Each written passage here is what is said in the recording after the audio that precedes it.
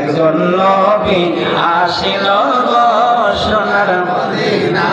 বাবা যাহার আগমনের পরে কাবা ঝুঁকি সিজদা করে, যাহার আগমনের পরে কাবা ঝুঁকি সিজদা করে, তিনি আমার জানের জান গো শাহে মদিনা।